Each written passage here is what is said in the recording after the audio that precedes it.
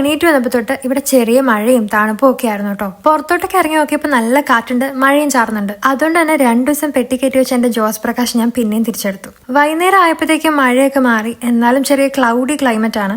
2 ദിവസത്തെ ഡേ ഷിഫ്റ്റിന് ശേഷം കിട്ടിയ ഒരൊറ്റ ഓഫാണ് ഇന്നത്തേത്. നാളെ ഇനിയിപ്പോ വീണ്ടും ഒരു ലോങ് ഡേ ഷിഫ്റ്റ് ഉണ്ട്. എനിക്കാണെങ്കിൽ വൈകുന്നേരം ആയപ്പോഴത്തേക്കും ചെറിയ രീതിയിൽ തലവേദന ഉണ്ടായിരുന്നു. പിന്നെ നാളെ ഡ്യൂട്ടി ഉണ്ടല്ലോ എന്ന് ആലോചിച്ചിട്ടുള്ള ചെറിയൊരു ടെൻഷനും. അപ്പൊ ഞാൻ വിചാരിച്ചു എന്നാ പിന്നെ കുറച്ച് സമയം പാട്ടൊക്കെ കേട്ടിരിക്കാം. അങ്ങനെ പാട്ടൊക്കെ വെച്ച് ഞാൻ എന്റെ ചെറിയ ചെറിയ പണികളൊക്കെ തീർത്തോണ്ടിരിക്കുകയായിരുന്നു.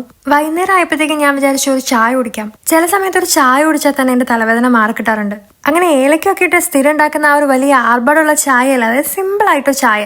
പിന്നെ സ്ഥിരമായിട്ട് ഇപ്പൊ ക്രംബറ്റോ അല്ലെങ്കിൽ ബ്രെഡോ ആണ് രാവിലെ ഡ്യൂട്ടിക്ക് പോകുമ്പോൾ കഴിച്ചിട്ട് പോകാറ്. അതുകൊണ്ട് നാളേക്ക് വേണ്ടിയിട്ട് കഴിച്ചിട്ട് പോകാൻ വേണ്ടി ഇന്ന് 2 എഗ്ഗൊക്കെ പുഴുങ്ങി വെക്കാന്ന് വിചാരിച്ചു. അങ്ങനെ എപ്പോഴൊന്നും പിറ്റേ ദിവസത്തെ ഡ്യൂട്ടിക്ക് പോകാൻ വേണ്ടി ഞാൻ എല്ലാം ഒന്നും റെഡിയാക്കി വെക്കാറില്ലെങ്കിലും ഇന്നൊരു ചേഞ്ച് ആവട്ടെ. രാത്രിയിൽ കഴിക്കാൻ വേണ്ടി ദോശയും സാമ്പാറും ഉണ്ട്, എന്നാലും അതിന്റെ കൂടെ കുറച്ച് ചട്നിയും കൂടെ ഉണ്ടാക്കാന്ന് ഓർത്തു. അങ്ങനെ ചട്നി ഉണ്ടാക്കുന്നതിന്റെ ഇടയ്ക്കൂടെ ഒന്ന് പാത്രം കഴുകാൻ പോയതുണ്ട്, അതൊക്കെ കരിഞ്ഞു പോയി. പക്ഷെ സാറില്ല, നമുക്ക് അഡ്ജസ്റ്റ് ചെയ്യാം. അങ്ങനെ അതൊക്കെ കഴിഞ്ഞ് ഞാനൊരു കുളിയും പാസ്സാക്കി. പിന്നെ ഈ ക്യൂട്ട് നൈറ്റ് ഡ്രസ് ഇട്ട് വന്നപ്പോൾ ഐ ഫെൽ സോ ഗുഡ്. ഇന്നപ്പോ എന്റെ രാത്രിയിലത്തെ അത്താഴം എന്ന് പറയുന്നത് ദോശയാണ്. ഇന്നത്തെ ദിവസം മൊത്തത്തിലൊരു തലതിരിഞ്ഞ ദിവസമായിരുന്നു. രാവിലെ ബ്രേക്ക്ഫാസ്റ്റ് ആയിട്ട് ഞാൻ കഴിച്ചത് കഞ്ഞിയാണ്. പക്ഷെ ഇപ്പൊ രാത്രി കഴിക്കാൻ പോകുന്നത് ദോശയും. അല്ലേലും not every day has to be perfect അല്ലേ? അപ്പൊ ഇന്ന് ഇത്രേ ഉള്ളൂ. അപ്പൊ ഇനി പിന്നെ കാണാം. ബൈ.